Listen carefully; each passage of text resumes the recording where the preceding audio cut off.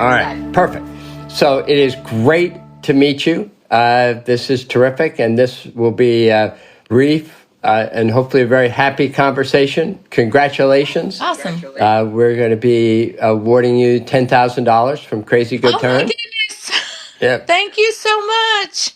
You so deserve it, and it is such a wonderful thing what you're doing. And we got a lot of different organizations that were recommended by our listeners, and yours stands out. Thank you so much. I just can't tell you what that means. Thank you. Hello, everyone, and welcome to Crazy Good Turns, the podcast that recognizes and celebrates people who do amazing things for others. I'm your host, Frank Blake, and I am so excited today because in this episode, we get to share the results of our $10,000 Crazy Good Turns Award program. Earlier this year, we reached out and asked you, our listeners, for suggestions about a nonprofit organization and people that you felt deserved acknowledgement and support. We wanted to hear about the organizations and people that mattered to you and how they were making a difference. The response we got, honestly, was tremendous. You shared so many powerful stories about groups and people who are making a positive impact on the lives of others. So in today's episode, I'll be joined by the Crazy Good Turns production team, Brian Sabin, Megan Hanlon, and Leslie Nunn. We're going to tell you who got the award and how we made our decision. Choosing from your nominations was really difficult. We received terrific submissions from you about organizations and people around the country. Your submissions illustrate how many amazing folks get up every day with a focus on making others' lives better. The core principle of this podcast is that we all benefit from spending time recognizing and celebrating these people. And I want to thank everyone who took the time to send us a recommendation, and thank all of you for spending your time listening to this podcast. It is a privilege to share some of these stories with you today, and I hope you're going to really enjoy them and learn from them. So now, let's get into our conversation with Brian, Megan, and Leslie, who will tell you about our award finalists and our Crazy Good Turns award. Well, I have been looking forward to this episode for a long time, ever since we announced our $10,000 award program. So we have Brian Sabin, who is the producer of the show, Megan Hanlon, our associate producer, and Leslie Nunn, whom I always describe as the person who keeps us all coordinated and makes this all work. What we're going to do is we're going to go through our process for picking the organization that is, we think, worthy of particular recognition. And we did get a lot of these, and thank you again for taking the time to make your recommendations. And what I'm going to start with is turn it over to Brian to describe how we structured our internal process for deciding on winning submissions. Well, thank you, Frank. So we reached out to our audience and asked, what's an organization that not enough people know about? Who's doing great work that you would like to acknowledge, that you would like to see receive a $10,000 grant? And the response was awesome. We received more than 50 nominations from our listeners in about a month, right? So a couple a day, basically. So as you can imagine, Frank, and you saw firsthand, choosing amongst that group was really, really difficult. So what we ended up doing was coming down to a list of 10 finalists. And from there, we wanted to reach out to each of these organizations and learn more. So I'd love to invite Megan then to talk about the process of reaching these 10 finalists, because she led the charge really in contacting them and hearing their stories. Thanks, Brian. I reached out to each one of the organizations and asked them to sit down for a short interview to get a little bit more information about how they were founded and where they plan to go in the future, the sort of people and the sort of difference that they're making on a regular basis, and how much a $10,000 grant would impact them. And Brian, if you want to speak to a little bit more about what our criteria were when we were narrowing it down further.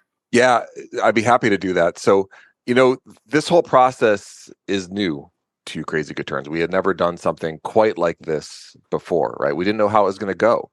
I think each of us had our own preferences or things that we looked for, but I can tell you the four criteria that I was looking at personally. Number one was like direct impact, right? Is an organization helping somebody directly versus raising awareness or doing research and things like that? So direct impact mattered a whole lot to me. Number two, and I think this just goes without saying, is strength of story, right? You're going to hear some incredible stories of these finalists, people who are doing powerful work.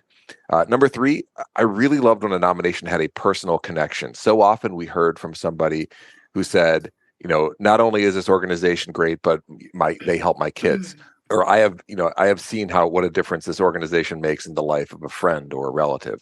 So that personal connection from, said on behalf of a Crazy Good Turns listener, to me spoke volumes. And then lastly, we looked for an organization for whom a $10,000 award would make a meaningful difference. Could it be something that helps that organization take the next step forward and achieve a bigger goal or help more people? Yeah, thanks, Brian. And we narrowed the 10 down to 3. So what I've asked each of our team members to do is to take the lead in talking about the 3 organizations that we think are particularly worth our listeners taking the time to recognize and celebrate by listening to their stories on this podcast. And turn it first over to Brian for an organization called Hearts and Hooves. Well, thank you, Frank. Yeah, Hearts and Hooves is an organization that was nominated by a listener named Savannah Alderink. Savannah wrote to us and said, "My daughter has been receiving services for almost a year now from Hearts and Hooves, and it is one of her weekly highlights. They take great care in ensuring her safety, helping her work toward her goals, and encouraging her to use signs and communication tools as she is non-speaking. I really appreciate all they do for our family and giving our little girl some fun in her therapy." So when we contacted the founder of Hearts and Hooves, her name is Cindy Whittlemore, we asked her about what her organization does with Savannah's little girl. And here's what she said. So Savannah has 3 children. The oldest is Marie. She has some chromosome disorders. And so she has difficulty keeping her core balance, keeping her balance just in walking and functioning. And so what we do with our horses is she does all kinds of exercise. A lot of these kids do therapy, traditional therapy, and it's sit-ups. It's just the same old exercises that adults do, and they just get tired of doing them, frankly. And so with the horses, it becomes fun. So she's sitting on a horse. The horse is moving.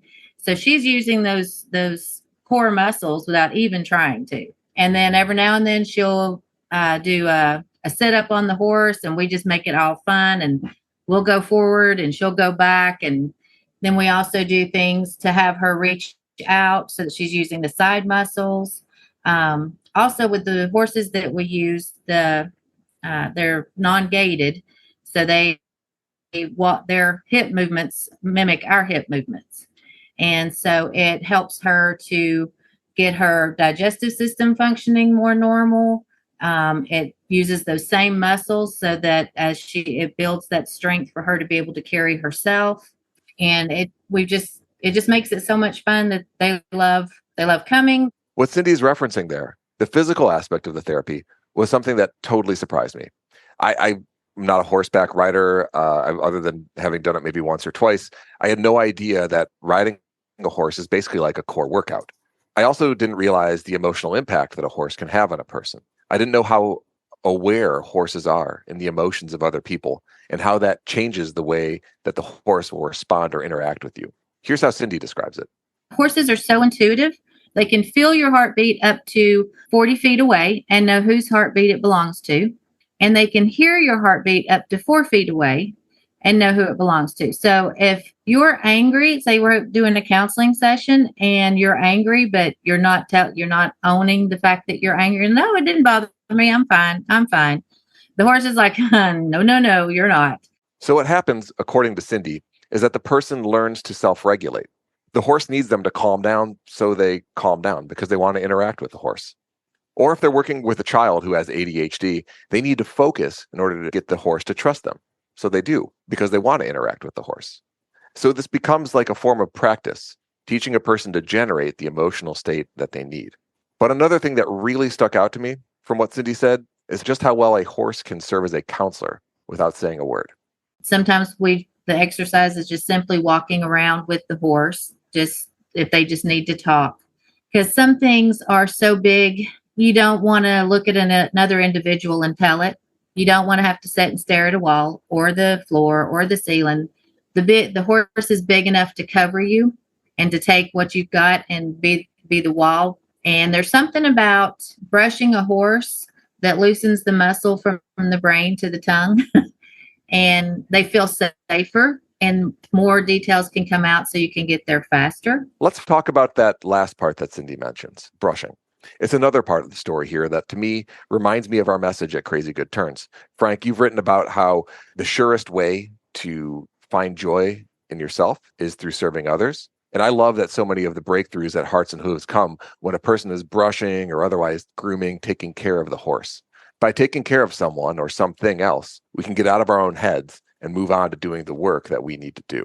Lastly, what I'd say that I love about the story is how they gave us an opportunity to have a real impact. Hearts and Hooves is a small bootstrap nonprofit. They're doing the work because they can, and they're doing it with the resources they have available. And so when we asked Cindy what a $10,000 grant might mean to them, she had a very clear vision. So great stories from Hearts and Hooves and Cindy Whittemore, just an amazing person.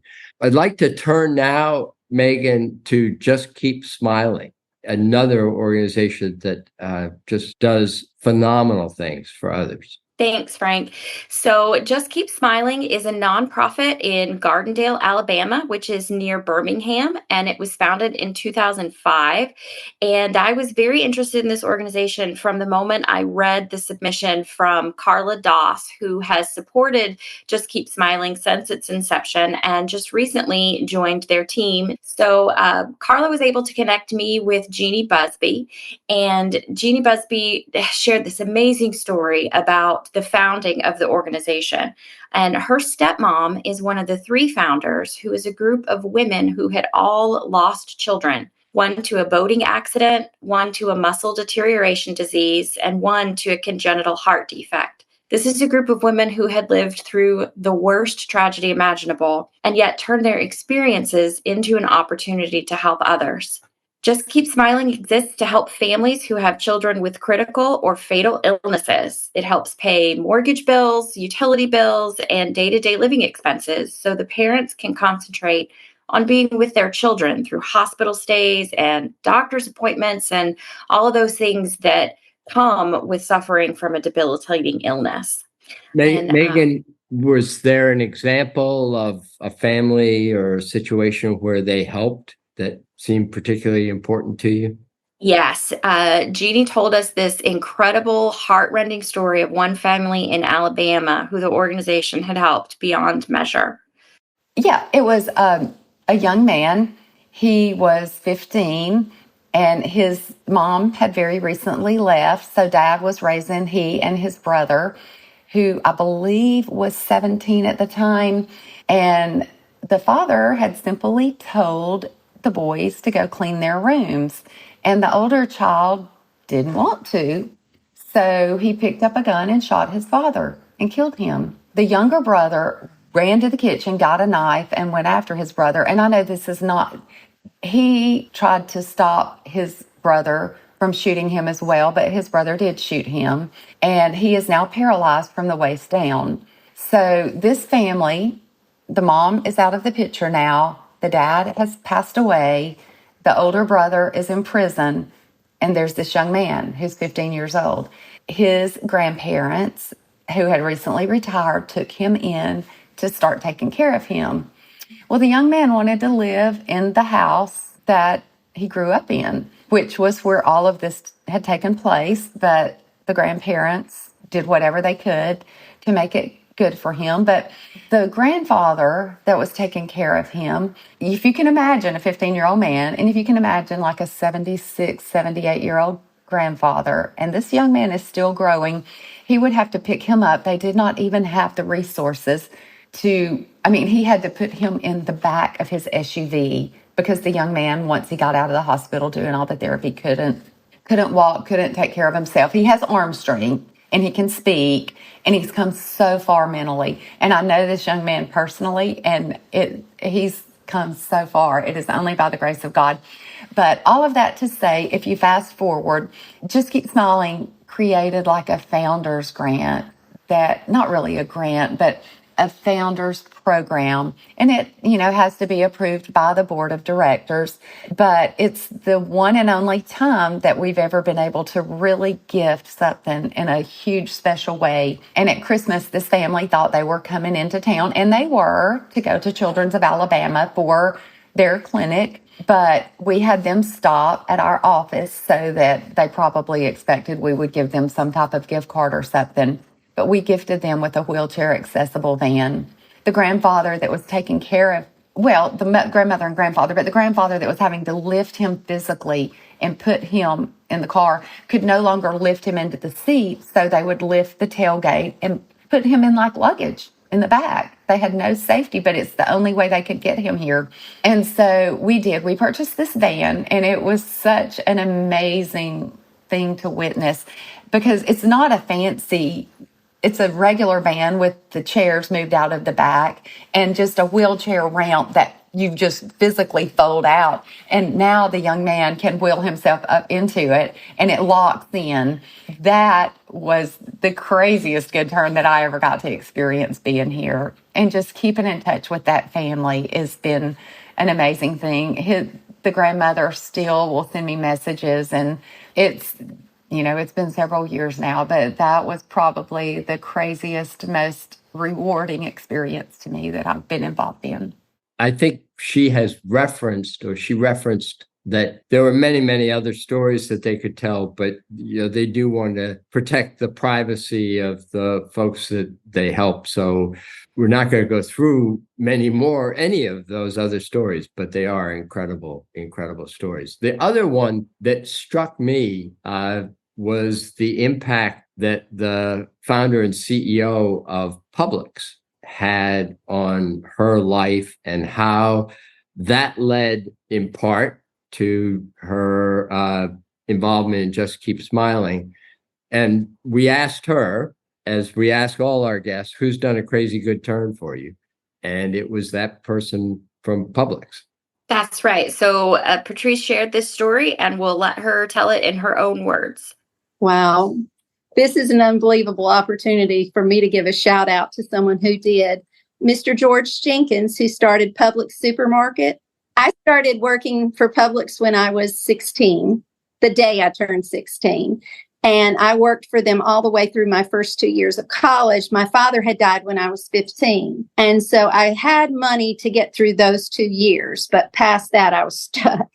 So I took a year off, and I wanted to be a school teacher. And so I met this lady that would come through my line each week, and we began to be friends and share prayer requests and different things like that. Little did I know that she was good friends with Mr. George. And so she went to Mr. George and told him about my heart and the employee that I was trying to be for Publix and how long I had worked for them.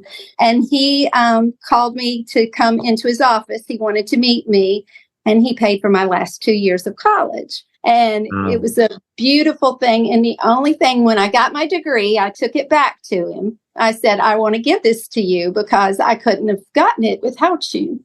But the only thing he said to me was, this is all I want. If you ever get an opportunity to do something for someone else, that's what I want you to do. And I said, yes, sir, I will. So in another way, this is my way of saying thank you to Mr. George also. So because of George Jenkins, Patrice was able to build a life and have a family, and through her struggles, created this nonprofit that now supports other families. And that is just another amazing example of the way generosity continues to ripple forward. And they've been doing this for almost 20 years. 18 years now. Okay. That's amazing. Amazing. Great group. Absolutely, Frank. If you don't mind, one of the things that Patrice said that keeps rolling around in my head is, if it doesn't make you better, it makes you bitter. Right? That was her message to others who are going through this. Did she say anything else to you that helps explain how they can keep doing this? She did. Patrice's son had a rare form of muscular dystrophy, and he actually passed a few years ago at age 28. And during her interview, she shared how it was her son who taught her during his illness, while they were in and out of hospitals and doctor's appointments, to look at others. And this is where she explained it to us. Well, when my son was so sick and we would be in the hospital, my heart was always so focused on him. My husband and I, we were looking at his every move, and that is what you do when your child's in the hospital. But my son had this heart that looked out, and he would notice that when we went to the National Institute of Health for special trial studies and things, he would notice children getting off the plane and they didn't have their parents with them. And he would say things like, why don't they have their parents with them? And I would say, well, son, not everybody, can afford for their mom and dad to take off work. They lose their insurance, and you're just in I would always try to tell him, you're just in a situation where dad and I both have jobs that are flexible and we can go with you. And then when we would be in the hospital, he would always see that there was somebody next door that was alone, or somebody that needed something. And so he really taught me to stop looking at him so much and start looking out, which was a saving grace. And so that in turn helped me to realize that if this was the journey God had our family on, that he wanted us to do more with it. And so that really just prompted me to begin to pray. And then along came Sue and along came Deb, and we put our heads together. I just feel like what God leads you to, he leads you through, and there's always purpose in it. It's never for naught unless you let it be. I thought that last line, that it's never for naught unless you let it be, that was really, really powerful. Amazing. Amazingly powerful. Thank you, Megan. And now, Leslie, would you describe Joshua's place? Of course. First off, thank you, Frank. I would be remiss if I didn't take this opportunity to thank you for all you're doing for everyone with this podcast. And what a great team you guys are. Y'all are all just so fantastic. Brian, Megan, you do an amazing job. And Frank, it wouldn't be possible without you. So thank you to each and every one of you. Now, Joshua's Place started 15 years ago as a food pantry in a suburb of, I think it's South Lebanon, Ohio. In their basement, they had about 15 families that they served and 10 volunteers. It started off as a food pantry, but as they went along, they recognized that there's so much more to it. They realized there needed to be more to help them. So they decided that they wanted to have relationships with the people rather than just, oh, here, come get some food. So as they went along, they recognized too that they could connect with people through churches and schools. And the school districts became very important in their mission because they would help them identify families in need. This is Kevin Payton, Executive Director of Joshua's Place and the lead pastor of the Village Church.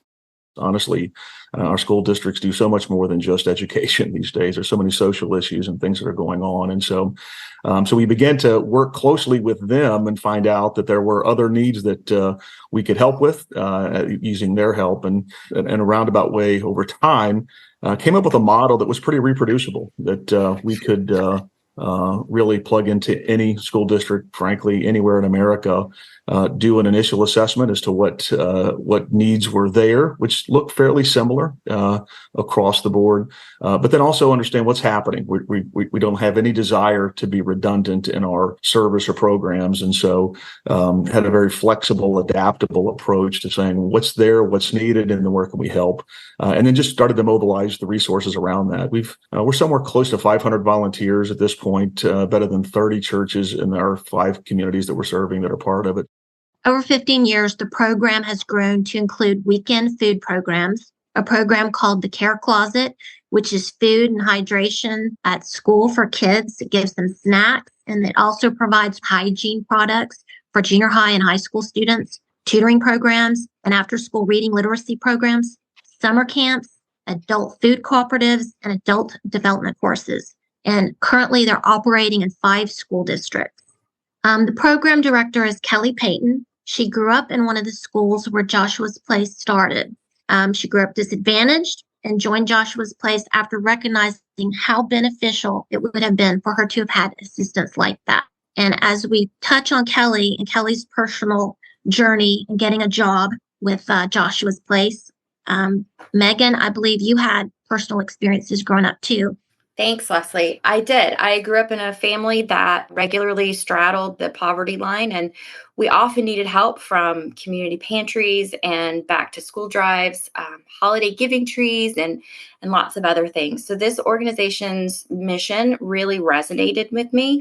I almost felt grateful on behalf of these students who are being helped so much by Joshua's Place, because it is me, and even though it isn't me, it's still something that, had I had access to that rather than having to go to outside organizations in high school or in junior high, it would have made such a difference, both in my ability to feel more comfortable and also, to help my parents for the things that we needed at home, because, food stamps don't cover everything. Food stamps don't cover toilet paper and shampoo. And those are some of the things that Joshua's Place is helping provide and helping families work toward being able to get them themselves. I thought also one of the great parts of the discussion with Kelly was when we asked her, who's done a crazy good turn for you? Which again is the question we ask all our guests.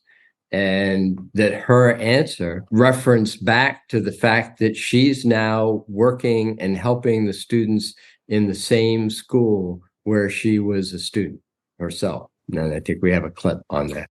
I feel like for me, getting into this line of work came from a place of growing up as the person on the other side, living in a community where there were a lot of different types of people, a lot more affluent people, but growing up in poverty. And I've just found in the last 10 to 15 years of my life, just a joy of being able to be a bridge and see myself in all of those people, and never like I've figured something out that they haven't figured out, or any kind of like looking down upon, but just to be able to like see them and acknowledge them, and also share with my peers that, we're all just humans on the human journey here. I knew like I had this calling on my life to do this work. So getting to work for Joshua's Place really was, for me, a good turn. Like I feel like I get the privilege of doing work that is like the calling of my life, and impacting and walking the halls in the school I grew up in, even where our headquarters is in my elementary school. Like that, this has been a good turn for me. I know from experience, having grown up in a place where you're struggling at home, those relationships that you can make with adults who are stable and will support you are so vital and so important. And I know that they had told a couple of stories to us about kids that they had helped throughout high school and helped apply for college and helped really become the best adults that they could be. And like I said, I know that is a crucial point of breaking the cycle of poverty and getting out. And that was one of the reasons I thought Joshua's Place was such a wonderful program. That's terrific. Thank you. Thank you, Megan. Thank you, Leslie. Thank you, Brian. The interesting thing, I think, for all of us is that to capture what makes these organizations wonderful, to capture that in 5 or 10 minutes is truly close to impossible. But I hope for you as listeners, you get some sense of why these organizations, the people behind the organizations, and the listeners who cared about the organizations, why all of that is so special and so worth celebrating and recognizing. If you've listened to just how great these 3 organizations are, we decided that we could not make up our minds. We could not decide amongst these 3 which would be most worthy of the $10,000, because they are all worthy of it. They all deserve it. And many of the others, but these top three for sure. And so we decided to give $10,000 to each of them. Are you serious? Oh, my soul. Thank you so much. Thanks, Frank. We are so grateful. Thanks for picking us. Oh my goodness. Thank you so much. Thank you so much. I just can't tell you what that means. Thank you. And if there were something that you'd want our listeners to know, either about what you do or about whether the $10,000 is meaningful to you, or what would you like them to know? I would like them to know what a blessing this money is going to be. We are going to be able to open up new spaces. We're going to be able to add a round pen so we can do 2 lessons at once and not just be limited to one child at a time or one person at a time. We're going to be able to extend our evening hours, which is most beneficial to the families because of school and work. Right. We'll be able to do it in the evenings because we'll be able to put lighting at the arena. That means that we'll be able to take people off of our waiting list and go ahead and start helping them. The money that's left over will be put into a scholarship for people that can't afford it. And so it just opens up so much for so many more people. Well, and I hope this turns to open up other things as well. It's always interesting to me and so reassuring about humanity. There are people like yourselves dedicated to doing things for others. And I love what it is you do. And it must be just amazingly fun to see these kids and adults interact with the horses. It must just be amazing. Yeah, we love the smiles. Absolutely love them.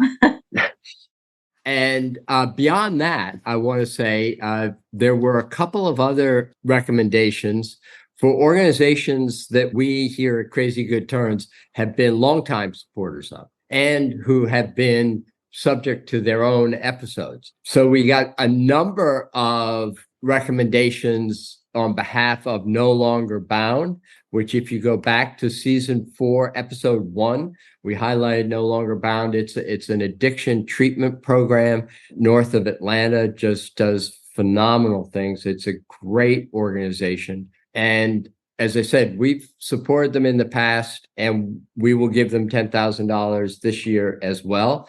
First, in recognition of the great things that they do. They're part of the Crazy Good Turns family, and a number of our listeners are fans as well. And then the second organization is Kurt's Cafe, which is in Evanston, Illinois, which you can learn more about in season 3, episode 25. They help, frankly, youths who have troubled backgrounds, and they give them skills and teach them all about the workplace and how to make great usefulness of their lives. And a number of our listeners recommended them, and we have one of my favorite listeners, because he's always coming up with suggestions and interacting with us. Rick Planos suggested Kurt's Cafe. So we will give Kurt's Cafe $10,000 this year as well. Over the years, having done this podcast, I can't tell you how much I appreciate all of you, our listeners. I feel like we have a community of celebration and recognition of people who do great things for others. And part of this $10,000 donation program is really in recognition of what you all do. Because look, at some level, there are a lot of other things you can listen to. We got a world that's full of contentious stories and difficult stories and things that upset us and things that trigger different reactions from us. And I think it is such a constructive thing that all of you are taking some of your time to listen to and appreciate the stories from the 3 organizations that, in effect, now are new to the Crazy Good Turns family: Hearts and Hooves, Just Keep Smiling, and Joshua's Place. We welcome them into the family and also welcome the continuing great work at No Longer Bound and Kurt's Cafe. And to be honest, this may be more of a teaser, but there are other organizations that were highlighted and recommended to us that may be, Brian may tell me that we need to make them part of a future Crazy Good Turn episode. Absolutely. So There's a lot of great stories out there. There are a lot of great stories. And I appreciate Leslie's comments on the team in particular. We've got a great team. You start with something like this $10,000 donation, and you never really know where it's going to go.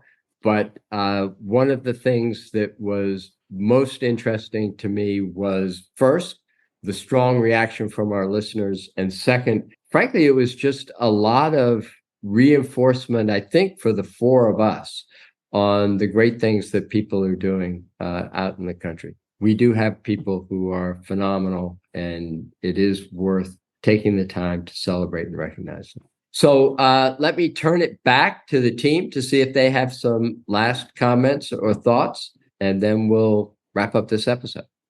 Frank, thank you again for having us be part of this. It is a tremendous experience to be a member of the Crazy Good Turns team. And this show brings joy to my life. We get to tell great stories and meet great people. That's just a tremendous benefit to me personally. One thing that I would say that stuck with me about this $10,000 program was something that you said to Cindy toward the end of your interview with her. And I love this comment that you said, which was, one of the things behind this award is that, look, you're doing a good thing. It's difficult work, but it's good work and people notice it. Right. I thought that was just a great message for this program, is that, we're taking the time to notice and reward people who are doing something good because it's good. They're not asking to be noticed or rewarded, but we're getting the opportunity to do that. Yeah, well said, Brian. Well said. I'd like to say congratulations to all three of these organizations and let them know that they inspire me, and also they touch my heart. And I'm so grateful on behalf of the people that I don't know, but people that are helping, because I was one of those people once upon a time, and I'm so grateful for what they're doing. Those are all tough shoes to follow. So I'm just going to say ditto to everything. Y'all are amazing. I hope you've enjoyed listening to this episode and hearing the stories of these amazing people and amazing organizations. And if you've enjoyed this episode and would like to be a part of awards like this in the future, please go to crazygoodturns.org and sign up for our mailing list. As I've mentioned throughout the show, it's listeners like you who help us find these great organizations and people to support. I'd also be grateful if you can share this episode with friends and family. If you're listening on Apple Podcasts, Spotify, or any other podcasting platform, please like us there and leave us a comment. We really appreciate them. And of course, it's what helps our community of Crazy Good Turns folks grow. As always, I want to thank the team that makes Crazy Good Turns possible. Our producers, Brian Sabin and Megan Hanlon. Editing and mixing by Score, and Leslie Nunn for keeping this operation going forward.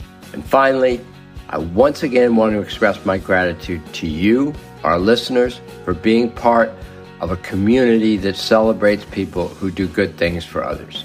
Your giving of your time to listen to these interviews and acknowledge these good deeds is a crazy good turn of its own. You've got a lot of choices on what to do with your time, and taking your time to listen and celebrate in your own way what these folks are doing is crazy good. I hope to see you again soon in our next episode when we celebrate another crazy good turn. Thank you.